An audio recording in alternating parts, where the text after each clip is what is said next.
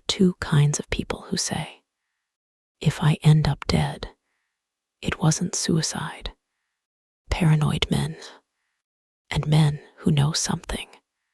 John McAfee said it publicly, more than once.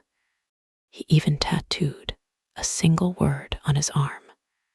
People laughed, because by then, John McAfee looked like the internet's favorite madman, a billionaire on yachts, surrounded by guns, young women, bodyguards, and conspiracy theories.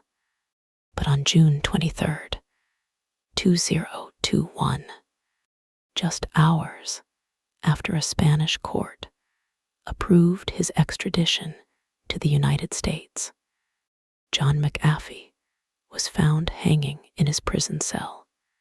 And suddenly, the joke was over, because now there was only one question.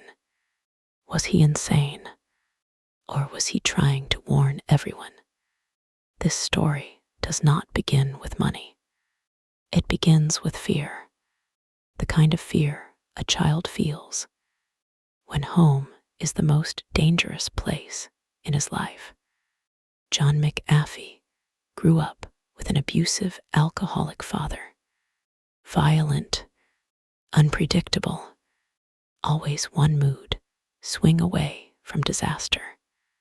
Young John learned to read footsteps in hallways, like they were weather forecasts. If the footsteps were heavy, violence was coming. Then at 15 years old, he heard a gunshot. His father had killed himself, and some people say trauma stays in the memory. No, trauma rewrites the operating system. John was brilliant. Mathematics, logic, programming. Machines made sense to him. Machines obeyed. Machines had rules. Humans did not. Then the computer age arrived. And while everyone saw opportunity, John McAfee saw something else. Whisper, invisible threats, viruses, silent code, hidden infections. So in 1987, he built one of the first commercial antivirus empires on Earth, McAfee Antivirus. Within a few years, his name was on millions of computers worldwide. He was rich, powerful, untouchable, but there is a dangerous myth people believe, that money heals unstable men. It doesn't. It gives them resources. John McAfee did not use wealth to become calm. He used wealth to become louder.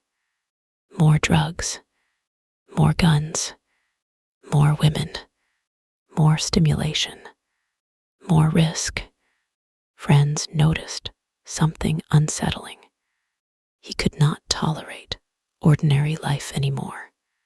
Stillness made him uncomfortable. Silence made him suspicious. Routine made him restless. He needed larger doses of chaos just to feel normal. And eventually, America became too small for his chaos. So he moved to Belize. And Belize changed everything. This was not retirement. This was preparation. Deep in the Belize jungle, John built a guarded compound, attack dogs, armed security, weapons, cash, laboratories, young companions. Visitors described a man sleeping beside firearms, watching everyone, trusting no one. Then in 2012, his neighbor Gregory Fall was found shot dead. Police wanted to question John McAfee.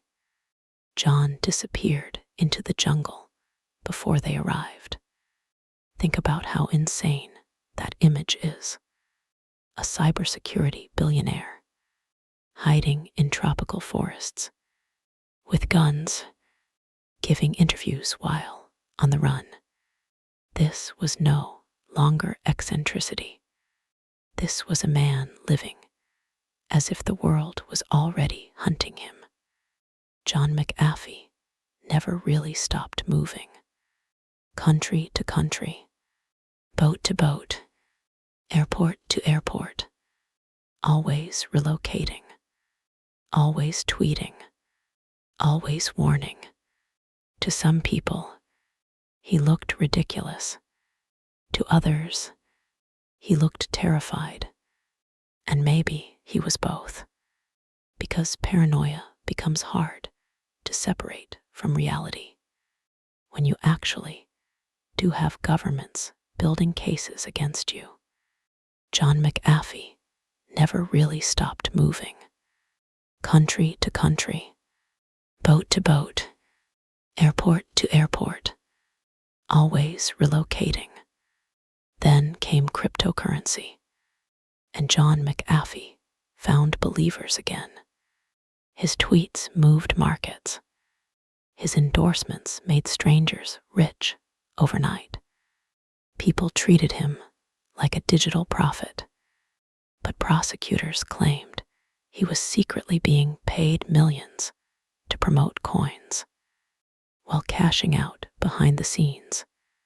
At the same time, U.S. tax evasion charges were building. Hidden assets, concealed income, fraud allegations, years in prison if convicted. For the first time, John McAfee's paranoia had paperwork behind it. And in 2019, his tone became darker, more final. Then came the post. He uploaded a photo of his arm, tattooed on it. Then he wrote, "If I suicide myself, I didn't." No explanation, no proof, just a warning the internet would never forget. At the time, it sounded theatrical. After his death, October 2020, Barcelona airport, John McAfee was arrested while trying to leave Spain. The United States wanted him extradited on tax-related charges that could put him in prison for decades. No yachts now, no bodyguards, no jungle, no internet circus, just fluorescent lights, concrete walls, steel doors, a prison cell. He was 75 years old, and he told the court extradition would be a death sentence. Still, on June 23rd, 2021, Spain approved the transfer. Hours later, John McAfee was dead. Authorities ruled it suicide by hanging, but the internet refused to close the file. His wife said he did not sound suicidal. Forums exploded. Reddit threads multiplied by the hour. John McAfee didn't kill himself. People dissected timelines, photographs, legal documents, tweets. Prison procedure. Was there conclusive proof of murder? No. Was there enough doubt to keep the mystery alive? Absolutely. And mystery is immortality on the internet. There is something deeply ironic here. John McAfee became famous protecting computers from invisible threats, viruses, silent intrusions, things hiding beneath the surface. And in the end, his own life was consumed by invisible threats too. government pursuit, financial collapse, enemies, assassination fears, or perhaps a mind that could no longer tell danger from shadow. We may never know which ones were real, but John McAfee made sure of one thing: even in death, he would remain unresolved, fade to black. Do you believe it was suicide?